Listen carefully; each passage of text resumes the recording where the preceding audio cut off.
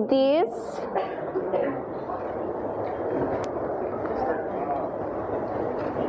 all of you appear pink.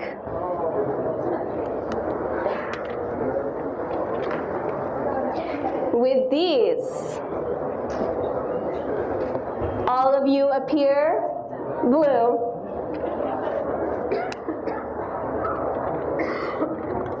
With these, all of you appear purple. But with these, all of you appear normal. In the last 30 seconds, nothing about you changed, though the lenses through which I saw you did, and that impacted the way I viewed you. Similarly, elements in our vicinities may remain constant, though depending on the angle with which we approach them, our interaction with and appreciation of the world will be altered. The perspective of a person determines the manner in which they perceive and assign meaning to events and elements all around them. This concept is brilliantly captured in a quote by French critic Alphonse Karr, who said, "We can complain because rose bushes have thorns, or rejoice because thorns have roses."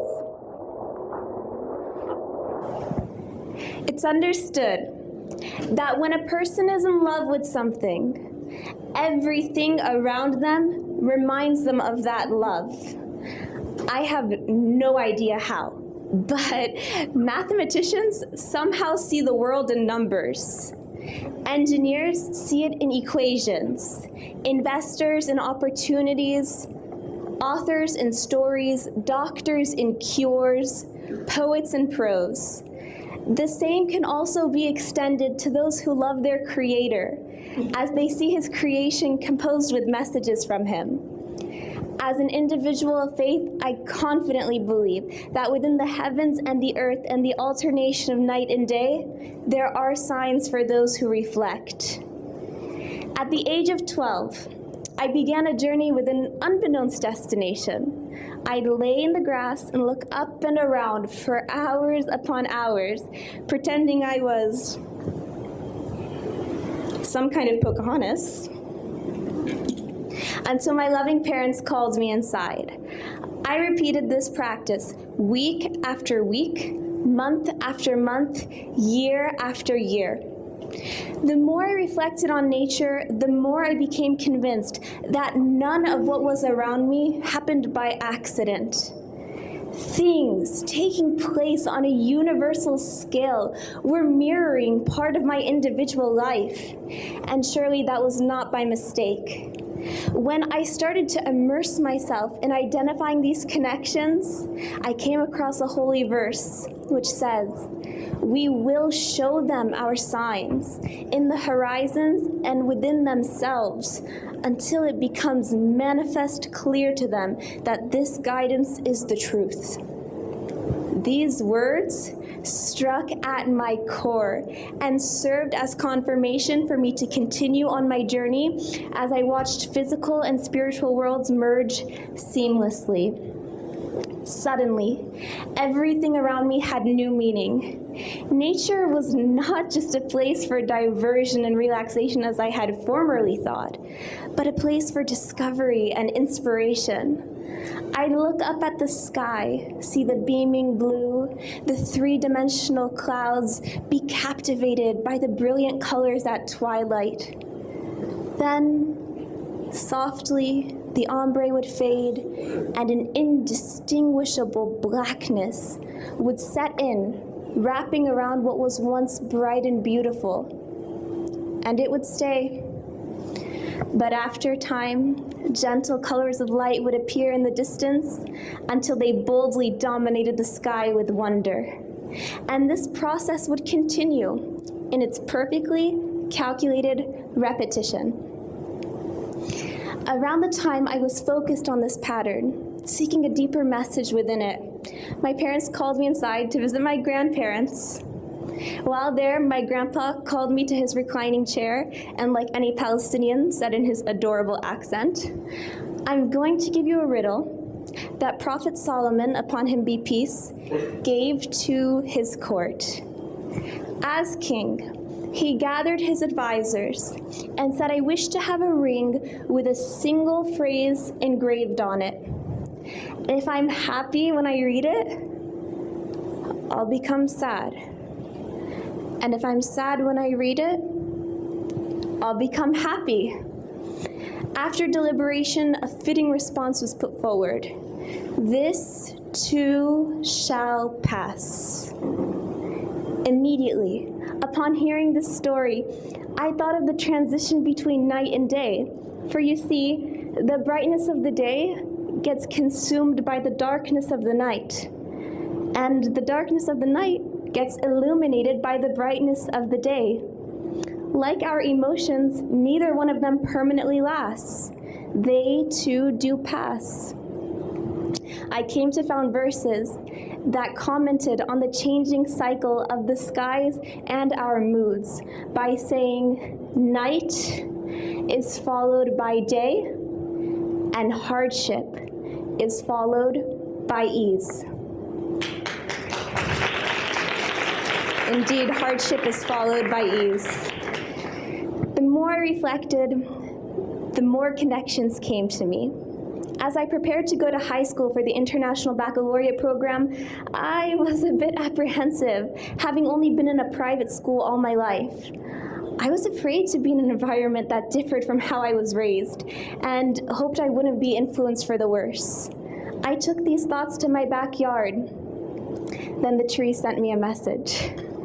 Not only do those massive structures grow from small seeds, indicative of the developments humans go through from infants to adults, but also, no matter how tall they grow and how far their branches reach, they always remain connected to their roots.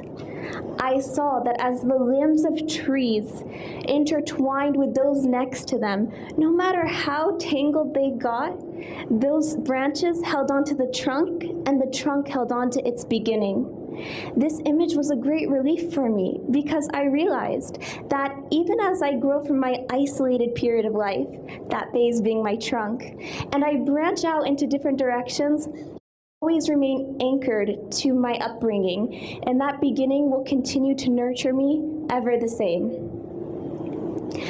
I later found a verse that helped comfort my social fear by encouraging positive peer interaction, saying the result of speaking a beautiful word is like the growth of a beautiful tree. Its roots are firmly fixed in the earth, and its branches reach high to the sky. But adjusting to high school was rough, as that was the first time I was faced with so much diversity and so much division. I mean, math class was really, really difficult. But in all seriousness, I found that much of the separation and status between cliques was based off of race. Having been taught the importance of human dignity and the equality of all colors in the eyes of the Creator, this racial disparity was most bothersome. I mean, the ignorance of racism was something addressed by Prophet Muhammad, peace be upon him, 1,400 years ago in the deserts of Arabia, when he said, "All of mankind is from Adam and Eve.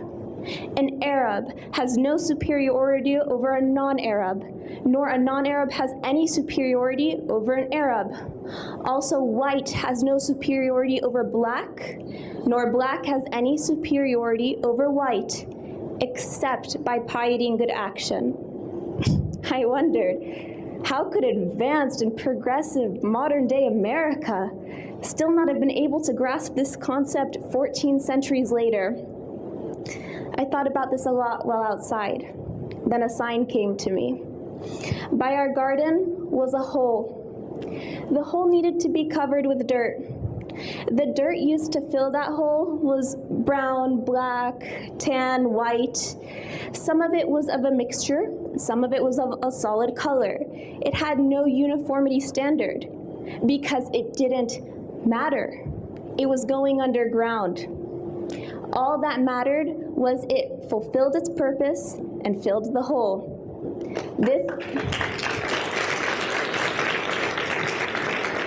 This was a message not just for me, but for all of humanity.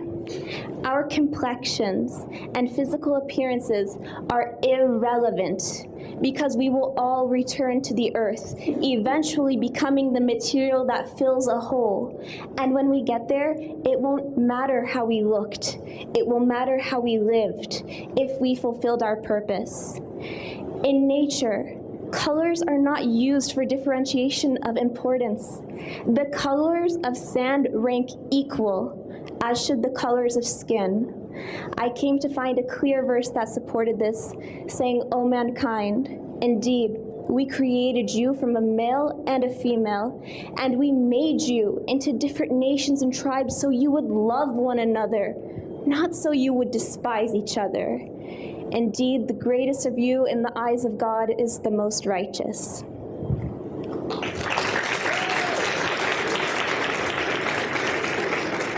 As I continued to grow, I proceeded to branch out into different directions. I moved to another city to attend university, so sadly I couldn't visit my precious place as often, but I still held on to my roots of reflection.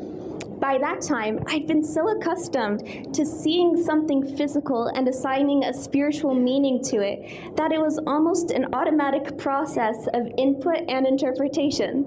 So as I said earlier, when you love something, it's the way you see the entire world. Loving my Creator gave me the ability to see communications through His creation, and I saw them everywhere. I would go to the grocery store and look at a spiky fruit and think, even rough people can have a sweetness inside of them.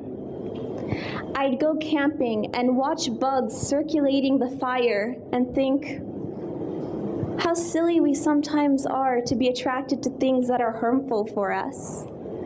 I'd visit the ocean and watch as the waves washed away footprints and think, how beautiful is forgiveness as it cleanses a person from the marks of their mistakes. I'd get in the car and rely on the directions of my GPS and think, how important is it for someone to have divine guidance in their life so they can be directed to the best of ways. I'd pass by a health clinic where shots were administered and think, how sometimes when in a difficult situation, we perceive ourselves being hurt, when really we're being healed. It used to be that in order for me to think like this, I had to put on spiritual lenses. But after time, it's as if the frames transcended into plain eyesight, as if reflecting on nature was some kind of LASIK corrective eye procedure to help me see more clearly. As I branched off further into the world, I started teaching religion. Last year, we came to a chapter titled Signs in the Creation. With a big smile, I remembered how I was their age the first time this concept occurred to me so many years ago. I shared with them my reflections and techniques on how to see something physical and change it into something spiritual, and they caught on to the concept fast and started to compose a plethora of parallels. In fact, in 1 week, they superseded the progress it took me an entire decade to make.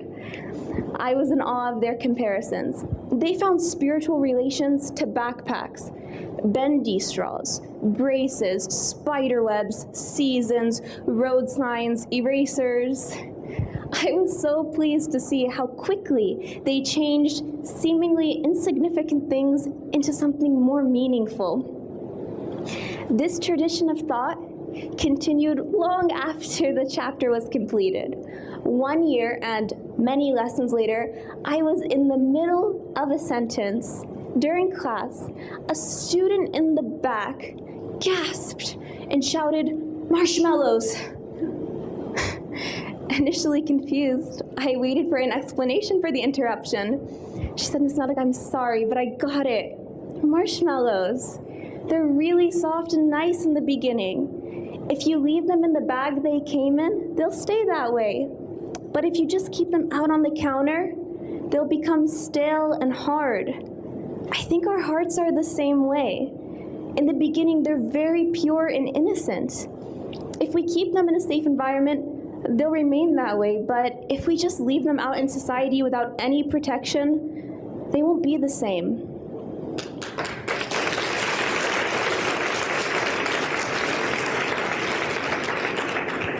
I too was proud of her mature thought process, and I became overwhelmed with happiness.